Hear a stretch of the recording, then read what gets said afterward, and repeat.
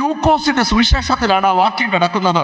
ലൂക്കോസിന്റെ സുവിശേഷം 8-ാം അധ്യായത്തിന്റെ 7-ാമത്തെ വാക്യം നമുക്കൊന്ന് വായിക്കാം. ലൂക്കോസിന്റെ സുവിശേഷം 8-ാം അധ്യായത്തിന്റെ 7-ാമത്തെ വാക്യം. മറ്റു ചിലത് മുള്ളിനിടയിൽ വീണു. മറ്റു ചിലത് മുള്ളിനിടയിൽ വീണു. മുള്ളും കൂടെ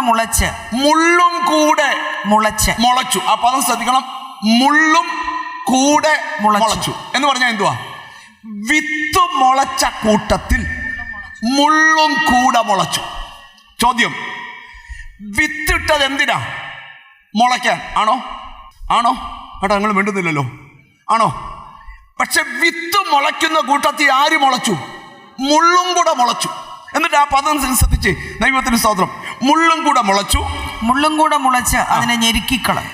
മുളച്ചു വന്ന വിത്തിനെ ഈ മുള്ള് ഞെരുക്കിക്കളഞ്ഞു. എനിക്കിവിടെ ഒരു ദൂതുണ്ട്. പലപ്പോഴും തമ്പുരാൻ മുളപ്പിച്ചു തരുന്ന പലതും നിന്റെ ലൈഫിൽ ഫലപ്രാപ്തിയിലെത്താത്ത ചില മുള്ളുകൾ നിന്നെ വരിഞ്ഞു മുറുക്കിക്കൊണ്ടിരിക്കുന്നെങ്കിൽ ഇന്ന് അതിന്മേലൊക്കെ ഒരു ജയം തരാൻ പോവുക. എനിക്ക് ഒരു വെളിപ്പാട് കർത്താവ് തരുന്നു. ഞെരിക്കുന്ന ശക്തികളൊക്കെ ഇന്ന് നിന്നെ വിട്ടുപോകണം. നിനക്ക് വളർന്ന് പൊങ്ങാൻ കഴിയാതെ, ഉയർന്ന് പൊങ്ങാൻ കഴിയാതെ, അഭിഷേകത്തിൽ ജ്വലിക്കാൻ കഴിയാതെ, കൃപാവനം ജ്വലിപ്പിക്കാൻ കഴിയാതെ, ദൈവശക്തി പ്രാപിക്കാൻ കഴിയാതെ നിന്റെ ലൈഫിനെ വല്ലാതെ ഞെരിക്കുന്നതല്ല. ഓ ഹല്ലേലൂയ. ഈ യേശുക്രിസ്തു ദൈവരാജ്യത്തിന്റെ ഉപമ പറഞ്ഞ കൂട്ടത്തിൽ കർത്താവ് പറഞ്ഞു, ഒരു മനുഷ്യൻ വിതയ്ക്കാൻ പുറപ്പെട്ടു. അവൻ വിതച്ചേച്ച് അവൻ കുറച്ചു നേരം കഴിഞ്ഞപ്പോൾ, നിങ്ങൾ ശ്രദ്ധിക്കണം, ശത്രു വന്ന് വിതച്ചിനിടയിൽ കളയും വിതച്ചു. ഇപ്പം നോക്കി, ഒരേ സ്ഥലത്ത് നിന്ന് വിത്തും കിളിക്കുന്നുണ്ട്, കളയും കളയ്ക്കുന്നുണ്ട്. പക്ഷേ സ്തോത്രം, തിരിച്ചറിയാൻ പറ്റുന്നില്ല. ഹല്ലേലൂയ. ഞാനൊരു ആത്മീക വെളിപ്പാട് പറയാം. ചില ആത്മീകൾ വളർന്നു പൊങ്ങുമ്പോൾ തന്നെ അവരുടെ കൂടെ തന്നെ അരുതാത്ത ചിലതൂടെ വളർന്നു പൊങ്ങുന്നുണ്ട്. ചില മരം കണ്ടിട്ടില്ലയോ, നല്ലതായിട്ട് കിളിച്ചു വന്ന് കഴിയുമ്പം ആ മരത്തിൻ്റെ ചോട്ടിൽ നിന്നൊരു ചെറിയ വള്ളി കിളിച്ചു വരിക. അപ്പം നമുക്ക് തോന്നുന്നൊരു കുഞ്ഞു വള്ളിയല്ലോ. 10 ദിവസം കഴിയുമ്പോൾ നിങ്ങൾ കണ്ടോണം, ഈ വള്ളി ഈ മരത്തെ ചുറ്റി മേളിച്ചെന്ന് അതിൻ്റെ മുകളിലത്തെ തളിപ്പെ ചുറ്റിയേച്ച് അവൻ താഴോട്ട് പടന്നു കിടക്കും. അതിനർത്ഥം എന്തുവാ? നീ ഇത്രയും വളർന്നാൽ മതി, നിന്നെ ഇവൻ ചുറ്റി പിടിച്ചിരിക്കുക. ഞാൻ അങ്ങനൊരു കാഴ്ച കണ്ടുകൊണ്ട് പറയുക, വളരെ വർഷങ്ങളായി നമ്മി രാത്രിയും പകലും കരഞ്ഞിട്ടും നിന്നെ വളരാൻ അനുവദിക്കാത്ത ചില വള്ളി പടർപ്പുകളെ ഇന്നെൻ്റെ ദൈവത്തിന് അഴിച്ചു മാറ്റാനുണ്ട്. ഓ ഹല്ലേലൂയ. ചിലരുടെ ആത്മീക ജീവിതത്തിൽ ഗൗരവമുള്ള വിടുതൽ നടക്കാൻ പോവുക. തിരിച്ചറിഞ്ഞ് ദൈവത്തിനോട് സ്തോത്രം ചെയ്യുക. നിന്നെ വരിഞ്ഞു മുറുക്കുന്ന ഏതൊരു ശക്തിയാണെങ്കിലും ഇന്ന് ആ ശക്തിയിൽ നിന്ന് നിനക്ക് വിടുതൽ കിട്ടണം. ഓ ഹല്ലേലൂയ. മനസ്സിലാകുന്നവർക്കായി ഞാൻ ദൈവത്തിന് സ്തോത്രം ചെയ്യുക. ഇതിനകത്തിരിക്കുന്ന ചിലരോടൊക്കെ പരിശുദ്ധാത്മാ പറയുക, ഇതുവരെ നടക്കാത്ത കാര്യം ഇന്നത്തെ പ്രാർത്ഥനയിൽ നടക്കാൻ പോകുകയാണ്. ഓ ഹല്ലേലൂയ. ചിലർ കണ്ടോണം, കർത്താവിന്റെ സ്തോത്രം, ചില കുടുംബങ്ങളെ നശിപ്പിക്കുന്ന സ്പിരിറ്റുകളുണ്ട്. എത്ര പ്രാർത്ഥിച്ച് വളർന്നു കയറിയാലും ലോഡ് അവരുടെ വളർച്ചയുടെ കൂടെ വേറെ എന്തോ ഒരു ദുഷ്ടശക്തി ഇവിടെ വളർന്നു വരിക. ഇന്ന് എന്നോട് ദൈവം ഒരു ദൂത് പറയുന്നു, ചില പാരമ്പര്യങ്ങളെ ഇന്ന് ജയിക്കാൻ പോവുക. എത്ര പ്രാർത്ഥിച്ചിട്ടും രക്ഷപ്പെടാൻ കഴിയാതെ നിന്റെ വളർച്ചയ്ക്ക് മീതെ വളർന്നു പൊങ്ങുന്ന ചില പാരമ്പര്യങ്ങളെ യേശുവിൻ്റെ നാമത്തിൽ യെശയ്യാ പ്രവചനം 10-ാം അധ്യായം 33-ാം വാക്യം. ഹല്ലേലൂയ.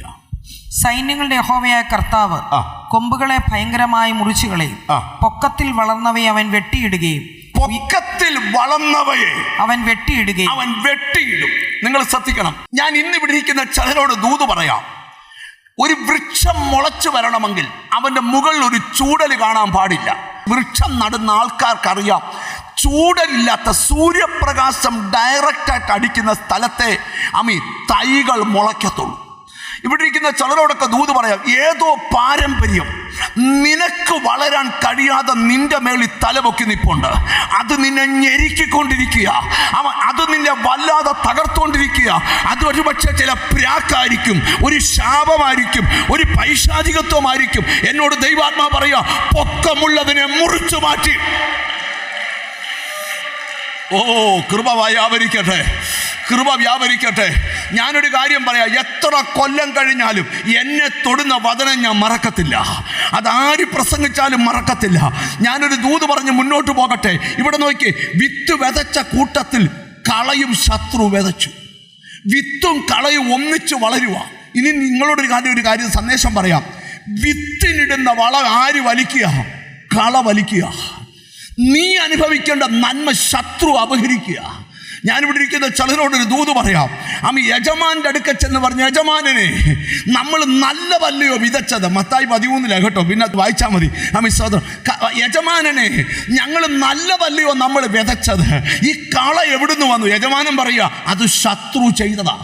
അന്നേരം പറഞ്ഞു, ഇപ്പൊ പിഴട്ടെ എന്ന് ചോദിച്ചു. യജമാനൻ, ഇപ്പൊ പിഴരുത്, കാരണം പിഴുതാൽ നല്ല വിത്തിന് കേടുവരും. കൊയ്ത്തോളം വളരട്ടെ. ഞാനൊരു ദൂത് വെളിപ്പെടുത്തുക. പരിശുദ്ധാത്മാവ് ഒരു കൊയ്ത്തിന് വെയിറ്റ് ചെയ്യുക.